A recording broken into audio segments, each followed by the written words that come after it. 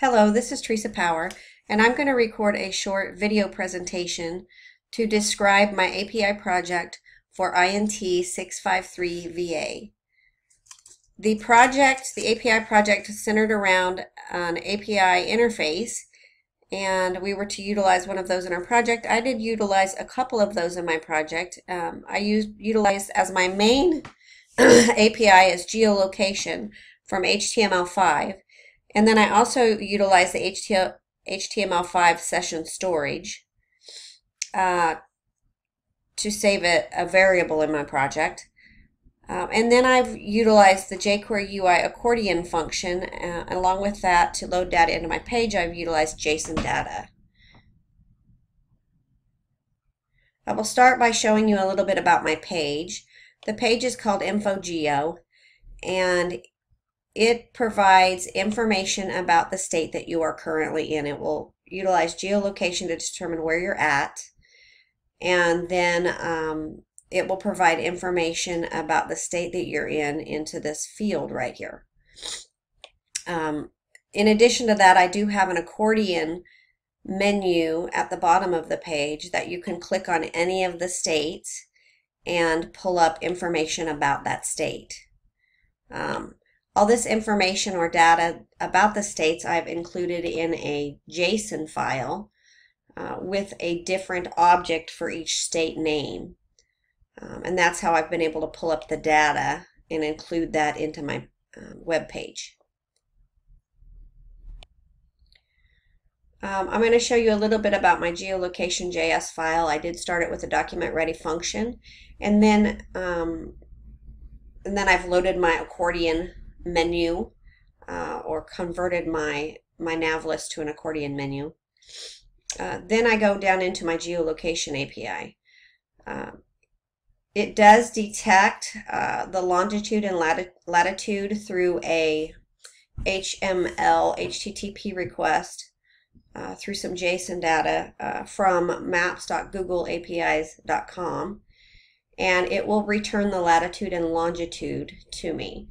I've had to use a reverse geocoding to convert that latitude and longitude into a state component. And I've done that through this variable right down here, var return state equals address component long name. So the long name gives me the state. I then took that long name of the state and used session storage to set that into a variable called find state. And then I pulled up my get data function. In this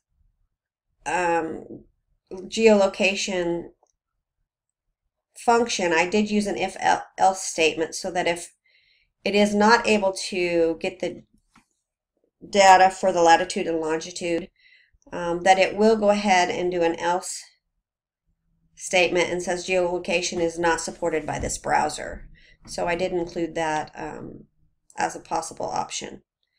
Here is my get data function, and in it I have I pull back up the variable find state and get the item out of that, and then I utilize that variable to pull information out of my JSON file. So I do have a get JSON statement for the states.json file, and I then pull that data out. The data from state name is the name of my object in there. Pull that data out, and then I append it into my page. So that it will load up and give you that information. I also down here have another function that is for the on-click function for when you click on the states down on the bottom of the page. It's got most of the same information in it, but there's a little bit different in the appendage down here. So I did include it as a separate function. I will show you that is the entirety of the JS file. I guess I will show you how the page works. So if you load up the page, It will ask if you'd like to share your location with the site, which is standard for geolocation apps. Click yes or share location, and then it pulls up that I am in the state of Kansas, and it pulls up the data for that state. I can go down to the bottom of the page and click on any state down here. We'll click on Colorado, and then it will pull up the information for the state of Colorado.